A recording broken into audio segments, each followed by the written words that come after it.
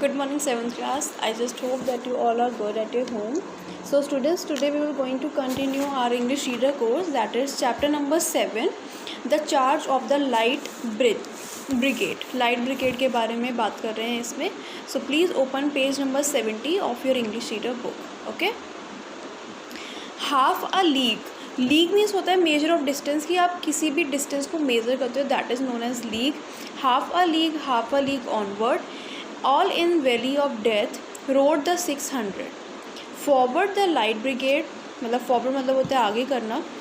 Charge for the guns he said into the valley of death, जो वो valley है death की, that is rode the 600. Forward the light brigade was there a man dismayed, not two, the soldiers knew someone had blundered means होता है made a mistake, कि कोई भी गलती हो जाना किसी से. Okay, they are not to make reply, वो रिप्लाई भी नहीं कर रहे हैं. They are not to reason why, reason भी नहीं बता रहे हैं. They are but to do और डाई, कि क्या करें और क्या ना करें.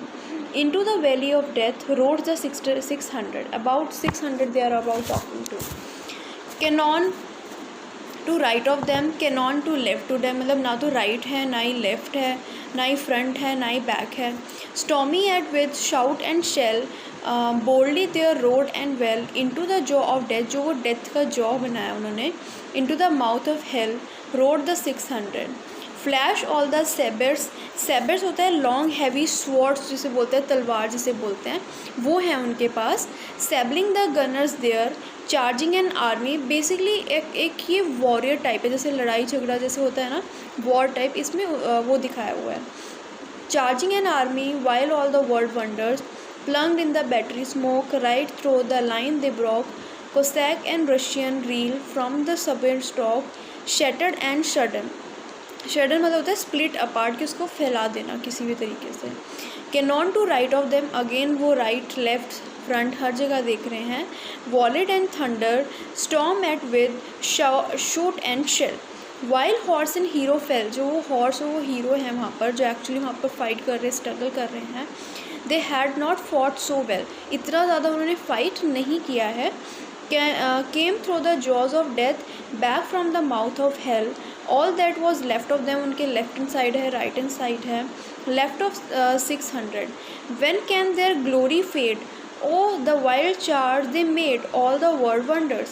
Honor the charge they made, honor the light brigade noble 600. they are actually जो बात कर रहे हैं वो related to 600 है.